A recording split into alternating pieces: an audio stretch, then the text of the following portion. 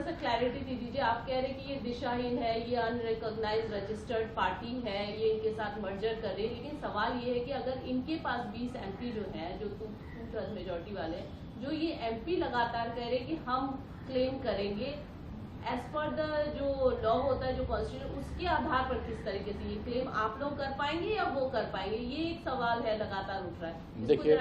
देखिए एक चिट्ठी जो मैं और सागरिका घोष लेकर के माननीय स्पीकर के पास गए थे लोकसभा में, आपने यदि उस चिट्ठी को पढ़ा होगा तो बड़े स्पष्ट रूप से उसमें क्या संवैधानिक प्रावधान है उसको बताया गया है।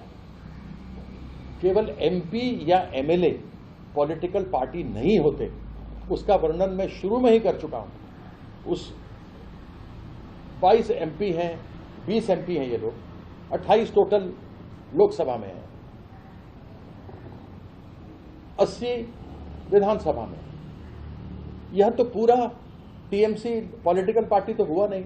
पॉलिटिकल पार्टी होता है अध्यक्ष, उसके पदाधिकारी, उसके वर्किंग कमेटी और नीचे तक जो उसकी डाउन तक होती है। ये डेफिनेशन है संविधान में और शेड्यूल 10 के 4 में ये कहा गया, बड़ा स्पष्ट किया गया।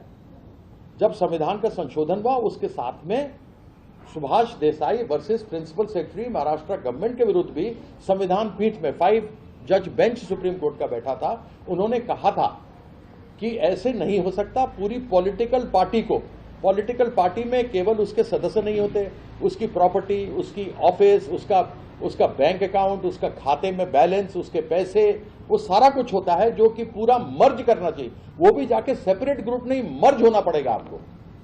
वो तो हो नहीं रहा। और ये मैं नहीं कहता, ये संविधान कहता है। यदि संविधान के अनुरूप कुछ हो रहा हो तो हम बोलने लायक नहीं, लेकिन यहां संविधान के अनुरूप तो कुछ नहीं हो रहा। माननीय स्पीकर साहब को भी जो कागज दिए जा रहे हैं, गुमराह करने का प्रयास किया जा रहा है। लेकिन हमारी चिट्ठी जो दी गई है वो स्वतः स्पष्ट है, वो सबको मालूम है कि क्या संविधान की सच्चाई है। असली TMC ममता बनर्जी की है, क्योंकि पॉलिटिकल पार्टी उनकी है, उनके वर्कर नीचे तक उनके हैं, साफ है। सर, इस मामले में क्या आप लोग कोई कानूनी सलाह भी ले रहे हैं? क्योंकि वह दीदी है, सब जानते हैं, ममता बंदोपाध्याय।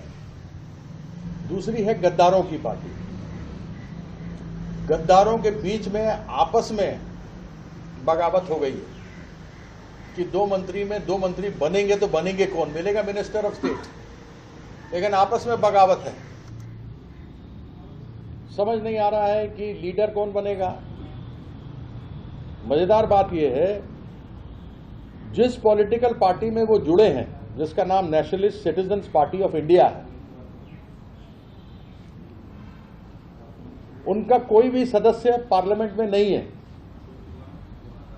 लेकिन ये सभी उस पार्टी में जा रहे हैं।